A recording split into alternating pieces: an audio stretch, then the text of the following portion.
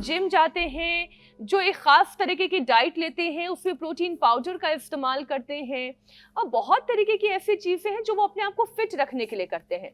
तो कुछ लोग बहुत ज़्यादा डाइटिंग भी करते हैं। स्वामी जी, तमाम युवाओं के लिए आप क्या सजेस्ट करेंगे? अपने आप को हेल्दी रखने का सही माध्यम, नेचुरल तरीका क्या हो सकता है? देखो, एक तो ये बात कि हमारे हार्डवेयर के साथ हमारे सॉफ्टवेयर, हमारे बाहर के एलिवेशन के साथ हमारे बॉडी का इंटीरियर, हमारे स्ट्रक्चर के साथ हमारा कैरेक्टर, ये मैं बार बार इन शब्दों का प्रयोग करता हूँ। भीतर से हम टूटे नहीं, इतने मजबूत बने कि हिमालय जैसी बाधाएं आने पर भी हम विचलित ना हो। श्रीमद् भगवत गीता में इसी को आत्म संयम योग कहा है। उद्धरेत आत्मनात्मानं नात्मानं अवसादयेत आत्मैष्यात्मनो बंधो आत्मैरुपरात्मनः। ऐसे हमें अपने आप को उभारना होगा। मुश्किल चाहे लाख हो, लेकिन एक दिन तो हल होती है। जिंदे लोगों की दुनिया में हर पल हलचल होती है, हलचल रहेगी। आंधी तूफान और जिंदगी में समस्याएं और विकट संकट आएंगे, तो अपना विश्वास न डगमगाए और अति सर्वत्र वर्जयेत। अति जिम, अति डाइटिंग, और फिर ये जो अति में हम जो सिंथेटिक दवाइयाँ, सिंथेटिक विटामिन, न्यूट्रास्यूटिकल्स और न जाने क्या क्या अपने साथ अति करते रहते हैं। जागने में भी अति, सोने में भी अति, खाने में भी अति, प्यार में भी अति, झगड़े में भी अति।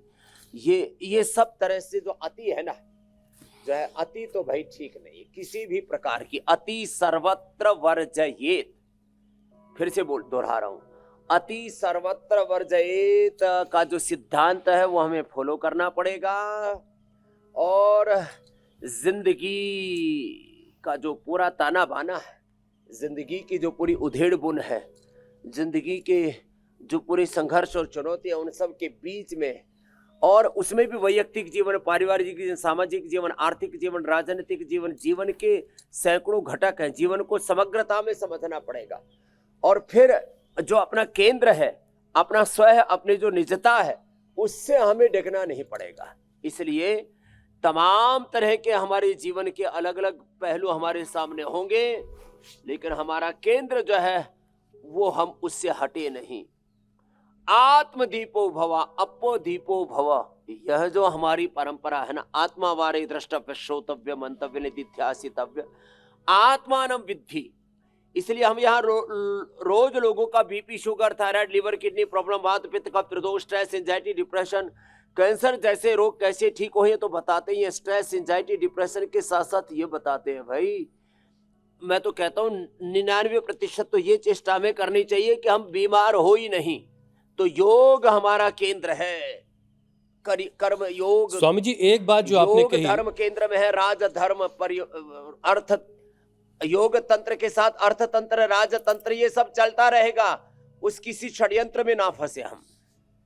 ये जो स्वामी जी आपने एक्सट्रीम वाली बात कही, ये बहुत प्रैक्टिकल प्रॉब्लम है। मतलब हर चीज में एक्सट्रीम पर आज के नौजवान जा रहे हैं। मैं देख रहा हूँ जिम में अक्सर स्वामी जी ये होता है, बल्कि रोज ये वाकयात जिम के अंदर हो रहे होते हैं कि उसने 90 किलो लगाया तो मैं 100 लगाऊंगा, उसने 100 लगा लिया तो मैं 110 लगाऊंगा।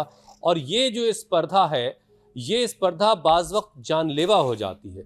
कोई ऐसा तरीका स्वामी जी है कि अपनी शरीर को, क्षमताओं को व्यक्ति जान सके और उसके बाद एक बैरियर लगाए कि नहीं भाई, मुझे इसके आगे नहीं जाना, चाहे तुम 200 किलो लगा लो, लेकिन मैं तो यहीं तक रहूंगा।